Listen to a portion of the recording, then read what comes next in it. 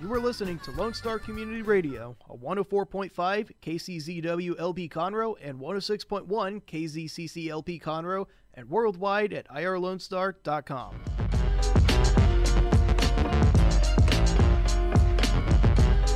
Good afternoon, everybody. Actually, is it afternoon? It is afternoon. Oh, it's 12:01. Yay!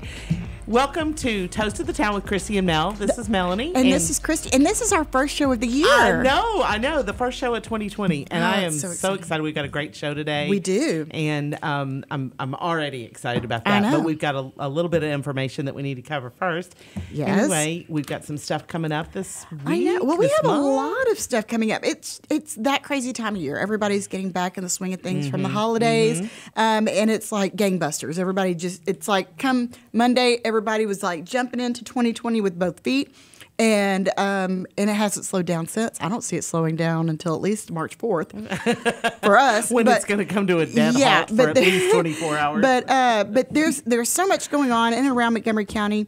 You know, it is winter-ish. I think we should call it wintering. Like wintering, like winter, spring. But things are really kicking off and getting busy. We have lots of events coming up. Tomorrow morning, I know I'm excited, as well as our guest will be whenever we talk to him in a moment. Morning Mingle, hosted by the Conroe Chamber, has a new location tomorrow morning. So if you would like to come out to the networking breakfast, it starts at 7:30, and it is going to be at McKenzie's in Conroe. It's a really great time to come out, find out what's going on, meet some great community leaders, some really great business people, you know. And it's not just about promoting your business, it's about making friends and just kind of learning about what's going on. But you can go to conroe.org if you would like to go ahead and pre-register for that, like I did, because I am planning to be there. Also, tomorrow evening, starting at 6:30, the Eagle Forum is going to be doing a candidate forum on the 457th court, the new court that's just been established, civil court.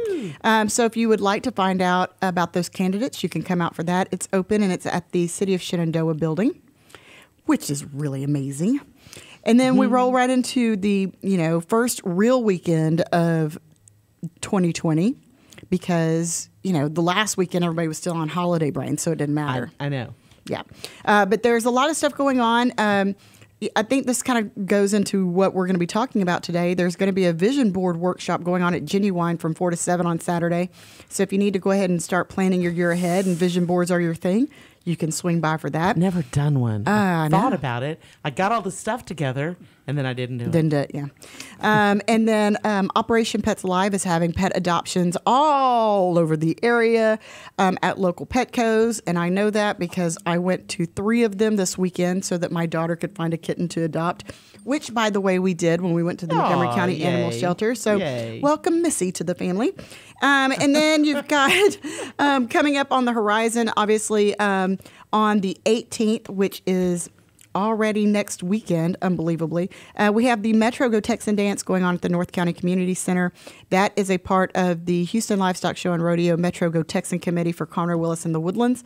It is a lot of fun. All of the dollars raised stay here in Montgomery County and support Conroe and Willis ISD students through the Houston Livestock Show and Rodeo Scholarship Foundation. So if you'd like to come out for some live music and a state dinner, come on out. You can go and search the event on Facebook. You can buy your tickets online or just message me, and I will be glad to get you some tickets. Coming up on the 25th, we have the Elvis Bash that is hosted by the Montgomery County Fair Association. It's another opportunity to donate dollars to scholarships right here in Montgomery County that is actually given back to kids here that participate in the Montgomery County Fair. And it's a lot of fun. Great Elvis impersonator, great Johnny Cash impersonator, lots of great food, just a lot of fun. You can go to the mcfa.org website and you can get your tickets there, or once again, just contact me and I'll hook you up. And then coming up on February 22nd, we have the Go Texan Parade, which officially kicks off the Houston Livestock Show and Rodeo, because Houston has their parade, Go Texan Parade, the Saturday after ours. So it's exciting. It's almost rodeo time and fair time, and I know. So much. I know. And when are the announcements coming out? Aren't they come for the? They come out this week. Yeah. So exciting time. Lots of fun stuff going on. If you want to get involved in some of these events, please feel free to message us At or Moxie. or leave us a comment in the show section and we'll get back to you. Yeah. But we're going to post the flyers up today so that everybody knows what's going on. But it really is a great time to be in Montgomery County, to get involved, and lots of fun stuff to do. Yeah, and it goes right into that, right into our favorite time of year, which is I don't know, the country and western time of year. That's exactly right, and layer that with the patriotic time of a Oh, primary yeah. election. Oh yeah. And and then there's some other That's stuff it. going on the national I'm wearing level. Boots. I'm wearing boots. Tomorrow. Yes. Makes me feel Well, good. yeah, I think we should start wearing boots every day because it's time to start kicking some butt. Oh, I'm just saying. She said it, y'all. Yeah, I she did. said it. But it is. It's it's the first of the year, and everybody goes into the new year with plans for what's going on, Right, or right. at least an idea of what they want to do and what's going on, and that leads us to our guest today, Mr. Steve Scott. How are you doing, sir? I'm doing excellent. Good. So glad to hear it. When Mel and I first started Moxie some almost 2 years ago, we jumped into it because we were great collaborators, great friends. We share a lot of the same traits, but we also balance each other out a lot with our talents and skill sets. And now we're here a year and a half later, and it's been so busy, we've never really sat down No, we have not. and laid some We have things not. out. So this year, we were talking about how are we going to move forward. And we decided that, we would bring an expert in because I think this is a topic That's for exactly right. not only individuals, but for businesses too that are looking Well, for a roadmap. Even as an individual, I mean, if you totally took our business out of it, we all want to move forward. We all want Yes. to improve our lives every year, whether it's, there's a million of them. We're not even talking about resolutions, but everybody wants to do better in a Yeah. new year, and this is a new decade. So There's a lot of thought- newness. We thought, by golly, I know. nobody better to talk to us. And than I Steve. can't imagine that anybody in the greater Montgomery County area does not know who Steve Scott is. I But can't Mr. either. Steve, for those one or two people that don't, why don't you tell everybody a little bit about yourself? Okay, I am a business coach and public speaker. I also do a little bit of political consulting. Yes. That keeps me grounded. But I collaborate with and support individuals and companies. I have Fortune 500 companies as clients. I have small collision repair center, accountants, doctors, business owners. And you also wrote a fantastic book. Oh, thank you. You're That's welcome. right. Book Wings to Fly, Yes. which is a daily reader, which Yes. actually got me into Costco. Wow. And I did work with Costco in El Paso. So, Busy, busy, busy, That's busy. awesome. yes, yeah. And you travel a lot. You're not just here in Montgomery County. You do a lot of work in the. I used to. What's nice now, you don't almost have to. everything. That's right. But I've had phone clients as far away as Boston. It's A- amazing. And Austin was a very fertile ground at one time. But everybody's in transition, so I'm definitely not the business coach for everyone. Right. And you get with somebody, and it might be, right now I have 5 clients I've been with over 7 years. And people go, do they just not get it? Is there a problem? I love that. And the answer is no. Actually, they realize that They they get have, they have to keep growing as an individual because everything starts with the individual. Sure.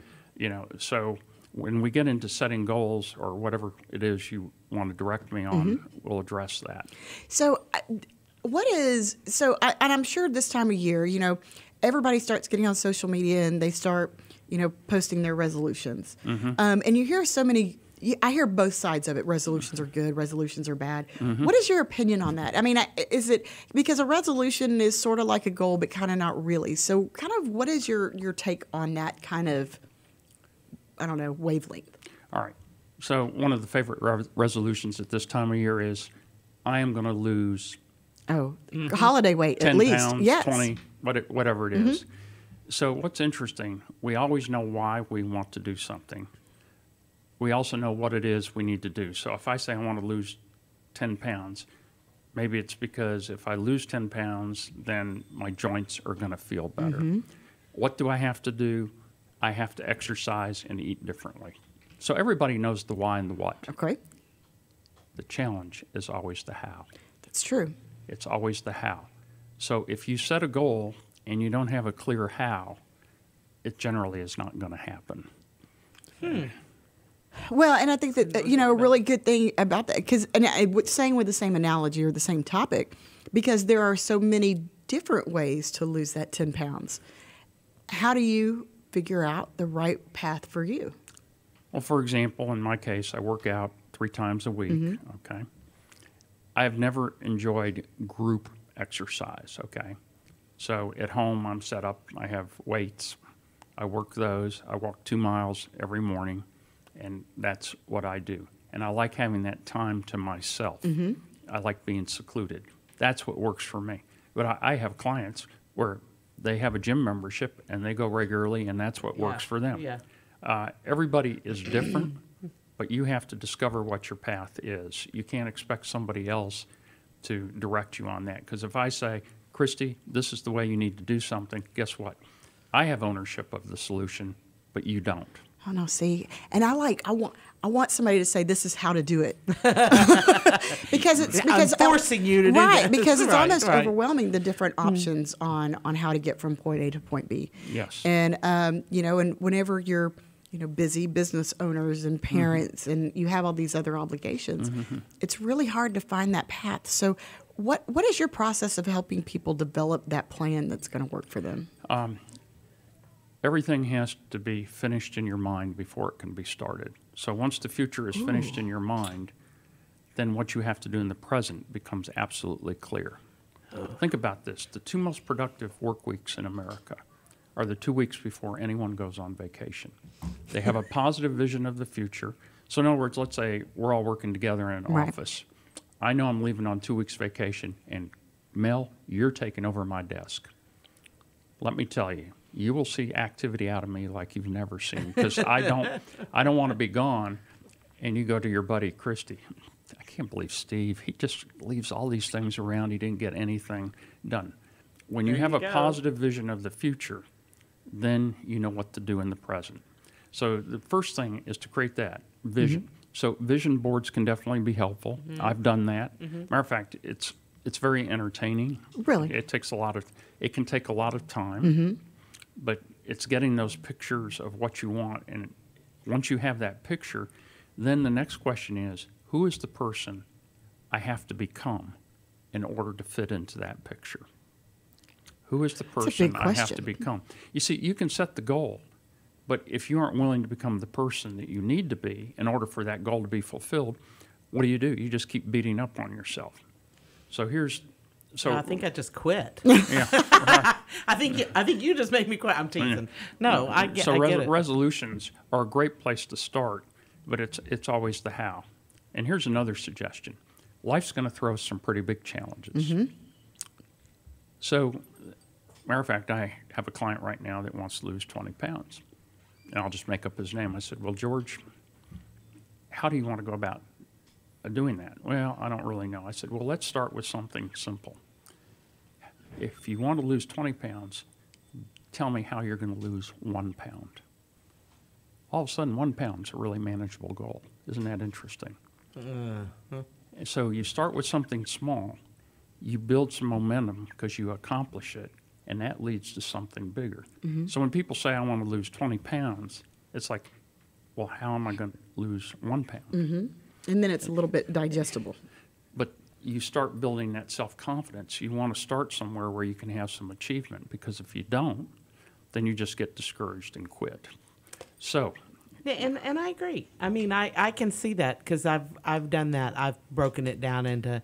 I'm like, oh my gosh, I've got to get these 2 pounds. 2 pounds out of all of them that I have to lose. I've got to get these 2 pounds off because I'm tired of seeing that 2. I want to get down to the next 0. Anyway, I agree. I agree with that. So the bottom line is, if you don't master the small challenges, you don't stand a chance with the bigger ones. So my suggestion would be to start with something small where you can feel good about yourself. But here's something else too. And study after study determined how come people don't ever achieve their goals. This phrase is very important. The start is what stops most people. The start is what stops most people. Because everybody says, oh, you know what? I'm going to start on Monday. I'm going to start on Monday because then I can enjoy the weekend, and then I'm going to start on Monday. And then Monday comes around, and maybe they've got a breakfast meeting or something, and they've got some great coffee cake And bacon. and bacon. Yes. You know, but I know that I do that sometimes too. It's like we want a definitive point where we can, okay, I'm gonna do everything I can up until this point, and then it's, you know, deprivation or whatever. But getting over that hurdle to actually get it going first, I can see that being a problem. Well, here's the other hurdle. If you think about it, we've all talked about setting goals. We've all done this. So who is holding me accountable for my workout routine? It's not Christy. It's not Mel. It's me. And do-it-yourself accountability really much is pretty. It's not successful most of the time. Right. It's like do-it-yourself heart surgery. You just don't see that going on. So it's important to let somebody else know what it is, and this happens so much in coaching, what it is you want to accomplish, and be allowed to hold them accountable for that.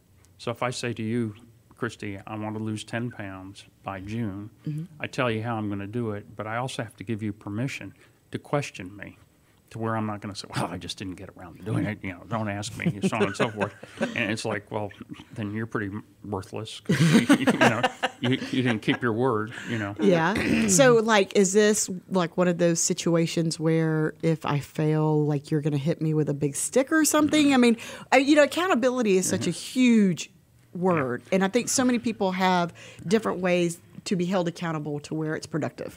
You know, the way I do it with my clients or even friends or even myself is you have to do it with love. And you have to seek permission first on how they want to be held accountable. So let's say we're going to start a new marketing process in a company. I'm just giving an example. So do you want me to hold you accountable for what we've talked about? Right. Yes. How would you like me to do that? Ask me specific questions. So I have a client right now who's a doctor. So our accountability word for 2020 is energy. Energy. Totally likable, just a great guy, but very laid back. He knows he needs to bring a little more energy and Everything. enthusiasm. Okay. Does that make sense? Okay. So I will see him Monday, and the first thing I'll say to him, because I have permission to do it, energy. And he will tell me what he's been doing on that, and just keep it simple. And then don't sit there. Here's the worst thing we start doing with people. So let's say I want to lose 10 pounds. So now I see, I'd rather have you do it. I think you'd be nicer to me, Mel, than Christy. So It's possible. So, Depending upon the mood, probable. Yeah. all right. So I tell you that I am going to lose 2 pounds, and I'll see you in 2 weeks. Okay. So we get together, and you say, Steve, did you lose the 2 pounds? And I go, no, I didn't. So what is the next word?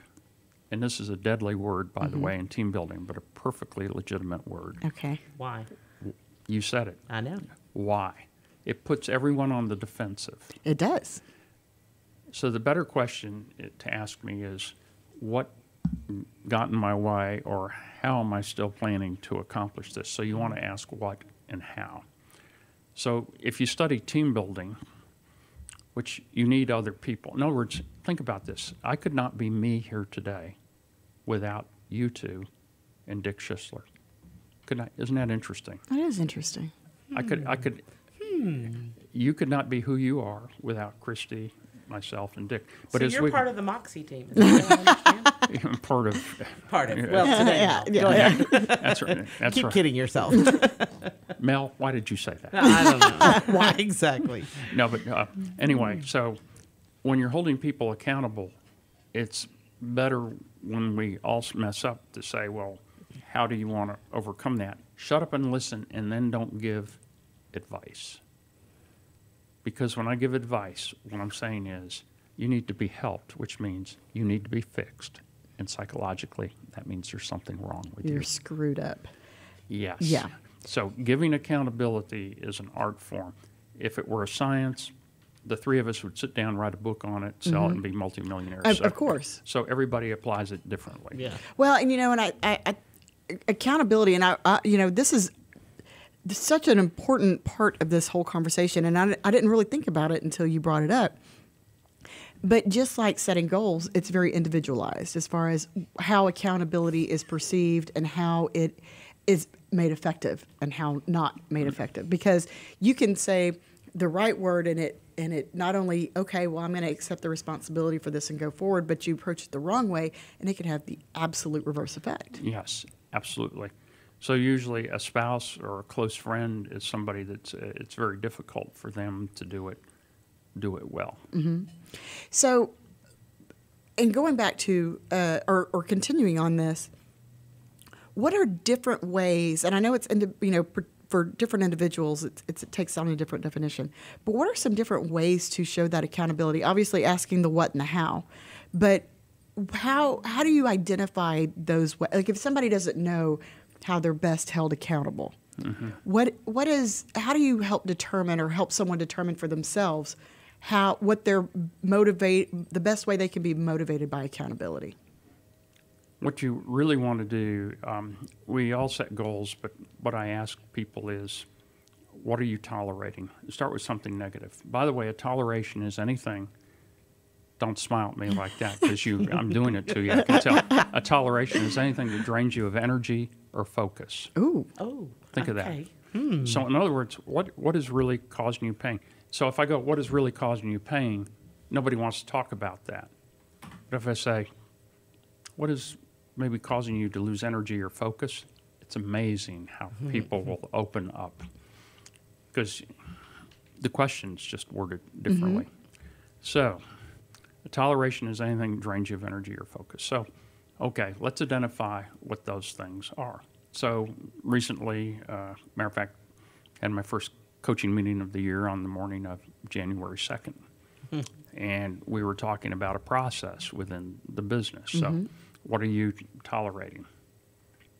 Okay, is this something we can fix? Is this something, though, if we fix it, you just have an attitude about it where it's not really going to get better? Because we have to look at our own attitude about what's going on. So sometimes we fix something and we're still not happy.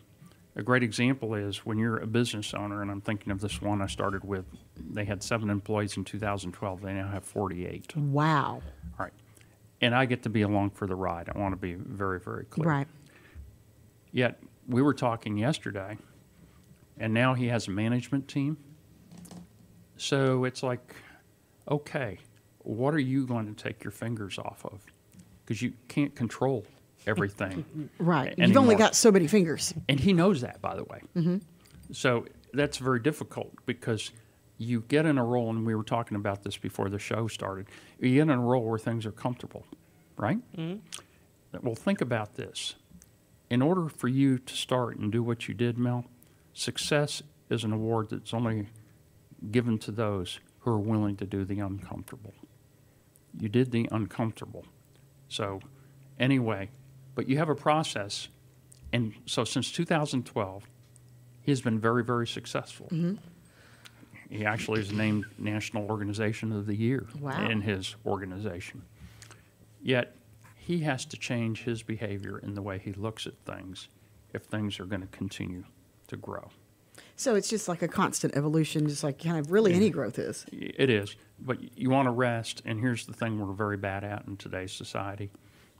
Let's say I lose 5 pounds. I'm supposed to lose 2. You go, great, Steve. Okay, you wanted to do 10 originally, so what are you going to do for the next 5? We never stop to take the time to celebrate. That's true. And in That's what we need to celebrate more. Yeah.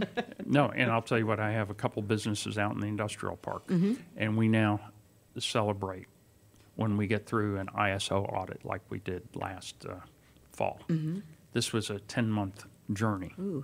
Yes, and by the way, in the type of business they're in, if you don't pass it, your business shuts down. Ouch. Yes, so in other words, there's a lot on the line. Right. There are other types of audits where that doesn't matter, but when you're in the health-related business, not good. So we did that, and happened. It was supposed to happen in August. It finally happened in November when the auditors came out. It was like everybody. And then we celebrated, which is something we hadn't done before, and everybody appreciated that, because otherwise you burn out if it's always on to the next thing. Right. So we need to take that pause. So one of the reasons we don't accomplish our goals is we're not very good at self-care. Oh, that's very true. You know, And I would say that, a lot of us, and I'm not really going to say that women are worse about it than men, but I know we as women, as moms and, career women, are really terrible about self-care. Oh yeah. Because Yeah. because we've been pre-programmed to think that self-care means being selfish, Yes. or self-centered. can I jump in there? Absolutely. Absolutely. You Please. just, Please do. Yeah. So one of your goals for this year, Mel and Christy, Look, I'm writing this down. I want you to write Please it down do. because this is very important. I want you to be selfish. Okay. Write it down. So the word selfish has been corrupted. You know what selfish meant in Old English back in the 11th century? No. Self-care. Isn't that interesting? But now is. it is used as a hammer. Mel, you're being so selfish. So what am I really saying? You're just not doing what I want you to do. Right. Yeah. So I want you to be selfish. So I actually had somebody last year, this was great, who said, could you do this, this, and this? And all of us get asked to do things with our time, and I do donate. Yes. Like I have a men's shelter I do things for. But, there's a point. And I said, well, no, I really can't. And the lady goes, you're just being so selfish. And I go, thank you. I said, I'm into self-preservation. And she just looked at me. Dumbfounded. Yeah. I said, I'm into self-preservation. Not bitter. I mean, just like that. And she said, oh, yeah, I get it. Okay. So what happened? How did the connotation of that word get so Transition. How did- twisted? Yeah. It's just like, if I may be politically incorrect. Please. It's like when I was growing up, I was a gay child. Yes. The word gay has You're been right. corrupted. Yeah. Yeah. It's not a bad thing, but it's just how in the current situation. Perception. Right. Well, and I think that that's such an important deal, and that is a goal that you and I have, haven't really spoken into fruition. But one of the Yes. things that we both know is very important is to take more time to take care of ourselves physically, spiritually, mentally, and emotionally, because we do tend to kind of starve ourselves of that. But it's kind of like depriving your brain of oxygen. Right. Something's got to give. Exactly. Absolutely. And I can tell you, because I am an authority on this, and you two are not. Since I am somewhat older than both of you, self-care is very, very important. Yeah, I've started figuring that out because I'm older than she is, and it is, and you and I had a conversation this morning about that. And when you find something that starts working for you and makes you feel either comfortable, healthy, younger, whatever. I mean, it doesn't matter what it is. Boy, do you feel like you've hit a home run because Yes. you've. Not like you've cheated death, but it makes a difference in your life. Well, It does. And I think, to me, in my brain, complacency is the death of so many things. You get complacent in everything, but it's keeping myself from getting complacent. And I think the celebration thing is a huge deal. We kind of talked I about do that too. today. You got to celebrate every small win because every victory is a victory, right? But how do you, and this is part of your role, is what I would think is that you kind of help prevent somebody from getting complacent on their way to achieve that goal. They've decided that they don't want to be complacent. So what's interesting, what you're talking about with complacency, is casualness. We start taking a casual approach to things, and we start saying, this doesn't matter, that doesn't matter. And what failure really is the accumulation of a casual attitude which allows many small errors to occur every day over a period of time, and then it becomes something major. So casualness, here's your phrase for today. Casualness leads to casualties. Oh, that's a good one, too. See, this is every time Steve is going to speak, I always have my pen and paper because there's always going to be these amazing tidbits and statements. Casualness leads to casualties. And by the way, if you aren't progressing, you will never have casualties. It doesn't mean you die. It means you're going to get some nicks and bruises. But if you're not progressing, the worst bruise of all is to really not grow and take advantage of the opportunities that life has to offer.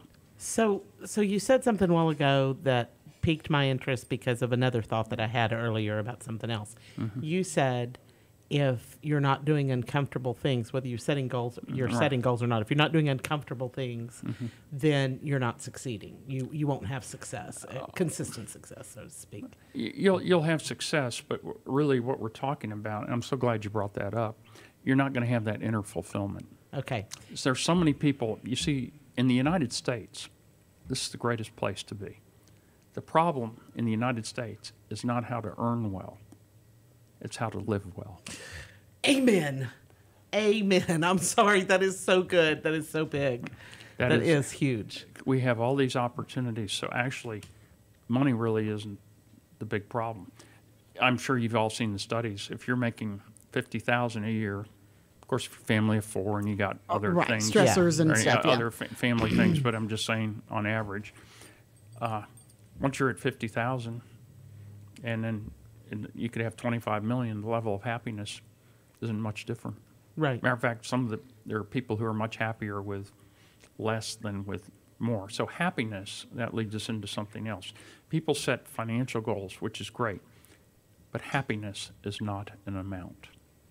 Happiness is not an amount.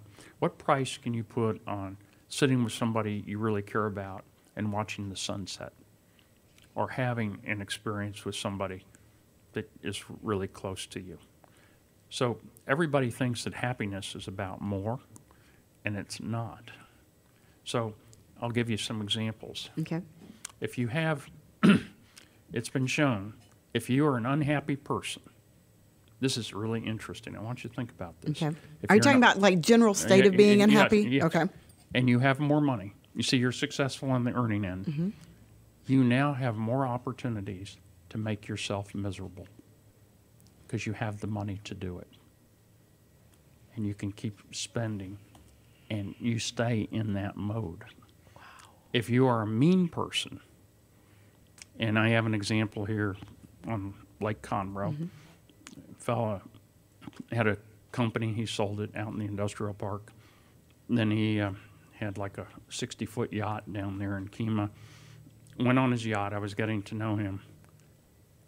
He had money, and that attracted people to him because he had things that you couldn't normally experience.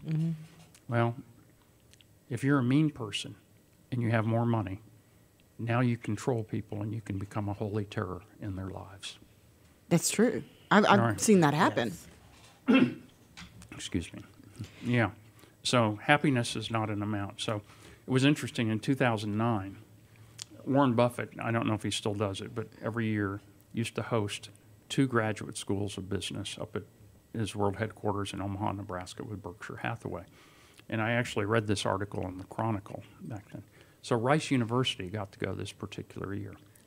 Well, you can imagine as a graduate business student, you're getting flown up to...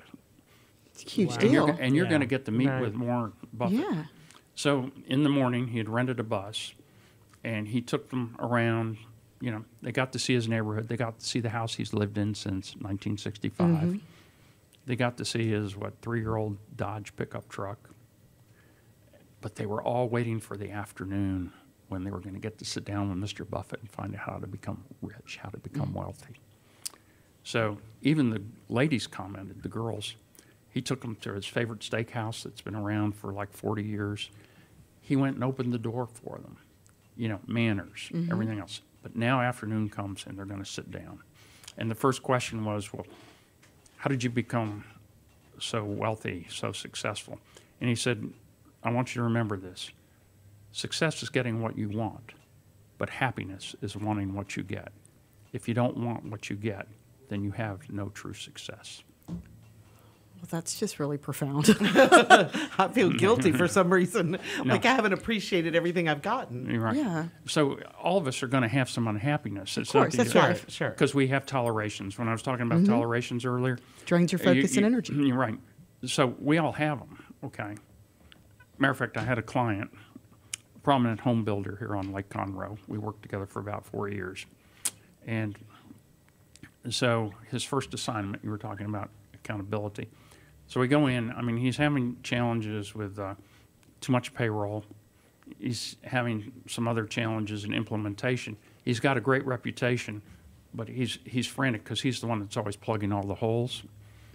And so I asked him, I said, well, what is something you really tolerate? Let's just start with something, just name something. And he goes, my toothbrush. And it's like, your toothbrush? I mean, this is somebody who's well known. Right. You go, my toothbrush. I said, so what's the situation with your toothbrush? He said, well, you know, he lives in Walden with his wife. And he said, I have it down in my drawer, and I interrupted him. I said, it's down in your drawer, and you fumble around to get it all the time. And he said, yeah, that's it. You know, and so I go through all this other stuff. So I said, do you have like a little tray or something? He said, yeah, but there's other things in the tray too. So I said, and he was very good artistically. I said, could you draw me a design of the bathroom? I said, first of all, you and your wife share it. Yeah. All right, good. There are 2 sinks, right? Well, she's an interior designer. He likes to have his toothbrush in a stand, not an electric toothbrush, up on the counter. She goes, that's not good for the feng shui. So anyway, I said, so you're good with your hands and everything else. I said, let's see if we can come up with a solution to this. So I said, what is the depth of the drawer that you have there? He said, oh, it's about like this. So I said, you could build a stand. It's a wood drawer, right? Yes. It's a custom wood drawer, of course. Of course. I said, so you could build a stand, put your toothbrush inside there, and therefore it's not on the counter.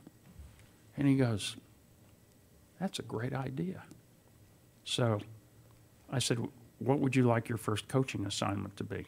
He said, I'm going to build that toothbrush stand. I love it. So anyway, I come back 2 weeks later. Oh my gosh, the energy has changed. I mean, he's just radiating. He goes, Over a toothbrush. He goes, my wife was really skeptical of this coaching stuff. She doesn't ever want me to quit. It's great. He said, I built the stand, but then the other thing is, I didn't tell you this, Steve, but we haven't been able to park our cars in the garage for 25 years. I cleaned out half the garage. She goes, what's going on with you? I love it. You know. So, and it was all about starting with something small. You start working up to the big things. So his next assignment, over this all happened the first month. We got the toothbrush taken care of. Then we got the garage cleaned out. And then he had the confidence and momentum, and we got into the business. That is really, wow. And that makes so much sense. Yes. Yeah. And Because we all have toothbrushes, exactly. you know? Exactly. And I just sat here thinking of, oh my gosh, if I started with that, that's what I did with that. And that's the reason I went on to finish that. And I couldn't get that done for 3 months. But once I got that little thing done, I did it in within 30 minutes of finishing the other. That's brilliant. I'm sorry. That's just brilliant. Well, and because, you know, some obstacles seem, like you were saying, so huge. And you think, okay, well, I got to start something small. But sometimes it's hard to figure out what that something small is. Usually it's sitting right in front of us. And I wish I had a stapler here and a Scotch tape dispenser. Do you have one? Okay. It's going to be easier for you, Mel, to picture this, but when I moved into my house in 2005, I have an office area, but I need to use the windowsill. So I put the stapler right here and the Scotch tape dispenser right here. Well, we all know that you have to staple the upper left-hand corner. Of course. Paper. So what always got in the way? The Scotch tape dispenser. Right. Because of how I had it there. Right. This is my own true story. I knew this, okay? This went on for over 6 months. And yet you still kept everything in its place. Oh, yeah, because I'm one of those ones that's in its place. You know. I have my weaknesses, right? And finally, one day, I said, this is ridiculous. Switched them. It took less than 2 seconds. It that changed your toleration was gone. Then I remember I said, okay, I'm going to now paint the back door. I'm going to do it. And it's just incredible. I love that. That's hilarious. So we all have what I call our little motivated idiocies. And like I like to say, you know, motivation alone is not enough. So when it comes to setting goals, motivation alone is not enough. If you have an idiot and motivate them, now you have a motivated idiot. So if you're hurtling down the wrong path, sometimes maybe one of your goals this year would be to learn more about yourself and what's going on. You need more education to turn you around. You don't need more motivation. Right. Yeah. Wow. I'm sitting here right now going, what's my toothbrush?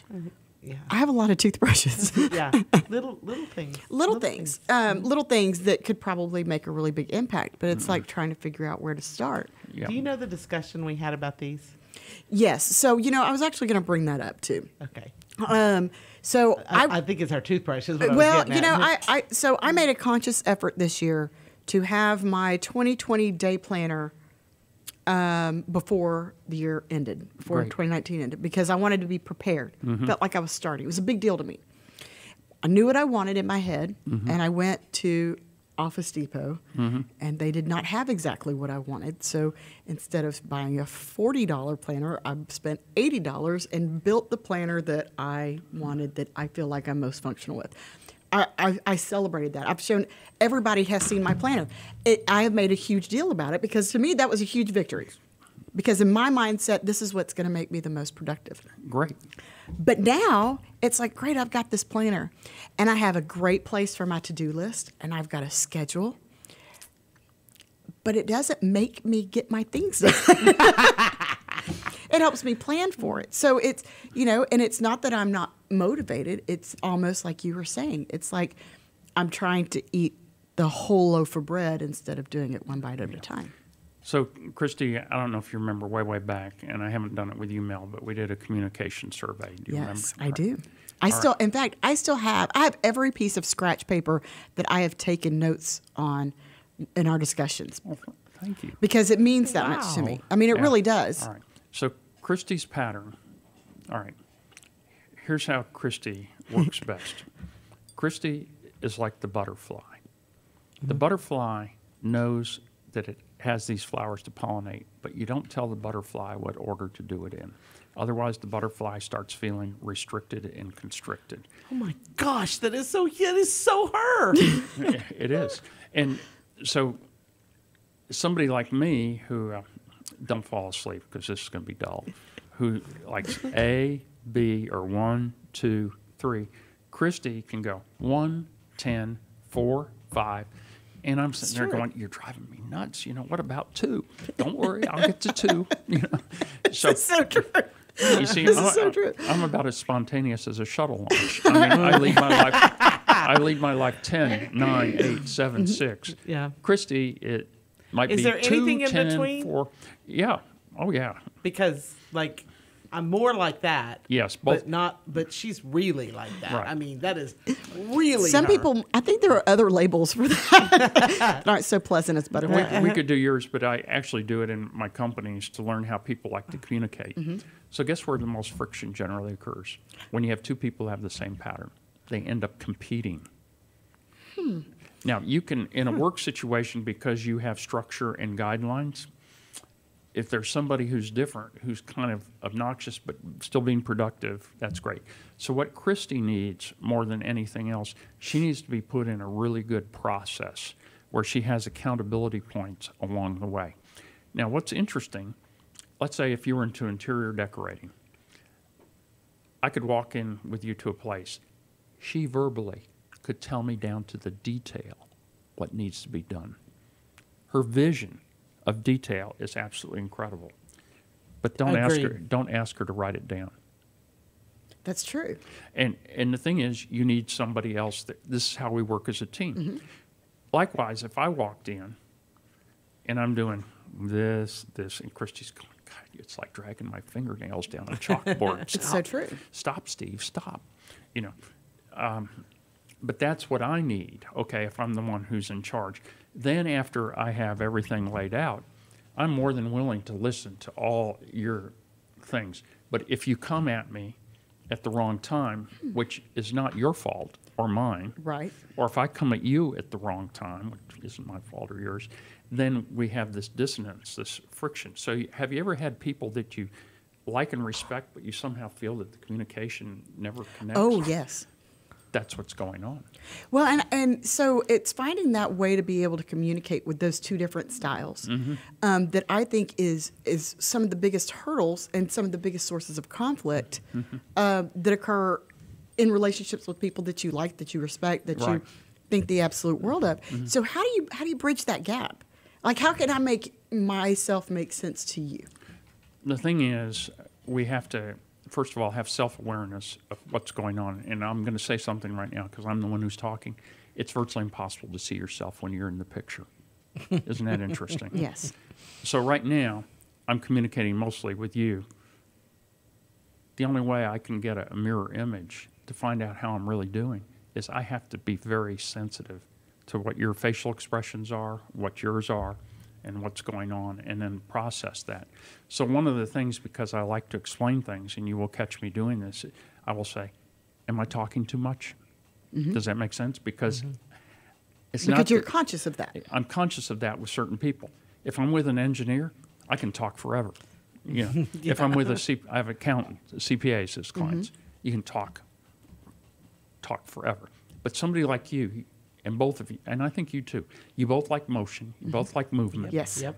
I knew when I came in here today, okay, that it needs to be entertaining, engaging, and it needs to move. Right. And that's it. You know what I mean? And then our chemistry is going to be much better. Right. Then if I say, well, I think, you need to start with your major goals here in 2020, and then you make the details. And I'd be like, Christy's looking at Mel, Mel's looking at Christy. Oh my gosh, nap time isn't until tonight, Yeah, But exactly. Wow. So, okay.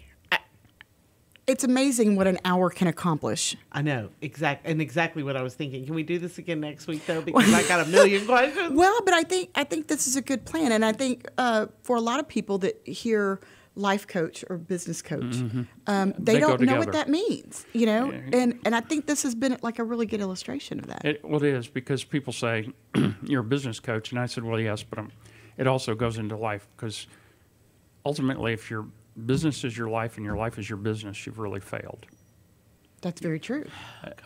So- Because we all work to live, not live No. to work. Right. And the thing is, when we're self-employed, which is what you and I are looking at, Yeah. that happens, okay? Yeah, it does. But we get to make choices that people who are employed don't get to make. Yes. So Yes, we I do. think we tend to be very, very hard on ourselves. But I think it's important to find people that will give you unconditional love. So this was 2006, and I started in business coaching, and nobody knew what that was. And it's been kind of fun to watch Yeah. Right. everything that's come along, and you have the franchises, and they all have value. Okay, so I got to be on the Dick Alford radio hour down. This is when 610 radio, which is now sports Yes. radio, was business radio 610. I remember that. So anyway, he had two guests on for his hour. I was in the first half hour, and anyway, the first 10 or 12 minutes until the commercial break, he threw me some softball questions. Then we go on the break, and I want you to picture this. He said, Steve, I don't want you to take this personally. Well, as soon as somebody says that, You're going to take it course. personally. and you feel the sweat. He says, I threw you some softball questions, but he said, when we come back, I'm going to give you some questions that are going to make you squirm, but I want you to know it's not personal. Well, everything's personal. True. So, of course, I'm just freaking out, like, what's going to happen?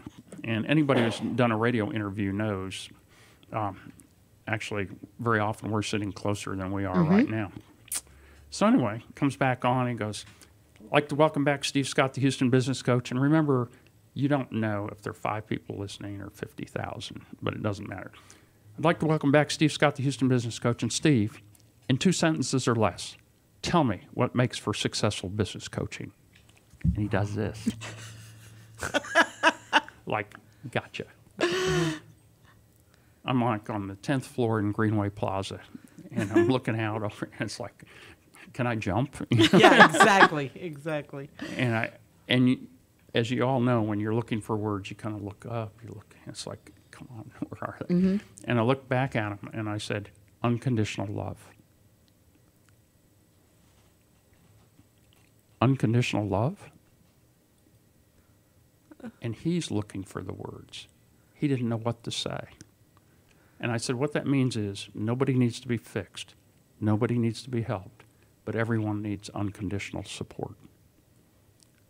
And after the show was over, he said, that was just absolutely amazing. He said, I thought I had you. And I said, I didn't try to turn it around on you on purpose. But he said, I just didn't know what to do with that. He said, thanks for bailing me out. Wow. That is so, Steve. Okay, I'm like Yeah. in a state of awe. He always does this to me though, because if you know Steve and you see him around, he's one of the nicest guys you'll meet, and he knows just about everybody. And you're always so pleasant. You're always so laid back, But then you come out with these profound statements and insights that I don't even see sometimes, and I think that that's what makes your role so important. So for anybody that's looking for some clarity, that needs some coaching, what is the best way for them to reach you? Normally I wouldn't say this, but I trust that you have just top quality listeners. Of course. Hand selected. With superior intellect. Yes, of course. My cell phone. Or they can find you through Facebook. They can find me on Facebook. They can find me at my website, www.thehoustonbusinesscoach.com. TheHoustonBusinessCoach. Yes. .com. Yes. Okay, well, we will add that to our little thingy at the end. That thingy at the end. She's such a communicator. So, Melanie's been sitting here, and I don't know if you've noticed, but I have. She is very frustrated. No, not. She's had this rubber band, and she wants to know what to do with it. Yes, because she doesn't So know. I want you to hold this up so the audience can, because we'll finish up with this. Yes. Rubber band. How much time do we have left? All right. All right. Perfect. All right. So to have your best year yet in 2020, the operative word is stretch. And you see what Melanie's doing with this rubber band. And this is from John Maxwell's The 15 Laws of Inevitable Growth. And the law of the rubber band is my favorite one because I believe it's so true. Okay. If you think about it, the only reason you buy a rubber band is to stretch it. But until it is stretched, now keep stretching. The only reason You have a strong hand. Yes, you are. the only reason, the only way it has value is when it's stretched. Isn't that interesting? Very. And the thing is, when you stretch a rubber band, it can hold more things together. So what does this mean for us in our business and life? Growth holds more things together. Stretching to do When extra things. we decide to grow, learn, and develop, we're going to stretch, and we're saying we're not going to be the same today as we were yesterday.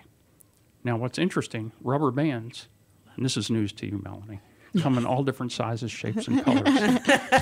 and some can stretch more than others as well. And I love the really colorful ones, the red ones and the blue ones. And Now, we as human beings come in all different sizes, shapes, and colors. yes, we do. But we're all of the same value until we are stretched. So what are we going to do about this here in 2020? Are we going to grow, learn, develop, and stretch ourselves so we can be of greater value and benefit to others? Are you going to be the rubber band that sits in the box on the shelf? Or are you going to get out and stretch? Because when you do, you can benefit more people, hold more things together, and grab more of the opportunities that life has to offer. That's how to have your best year yet in 2020. Wow. So profound. I know. We need music, Dick. I'm sorry. We just really do.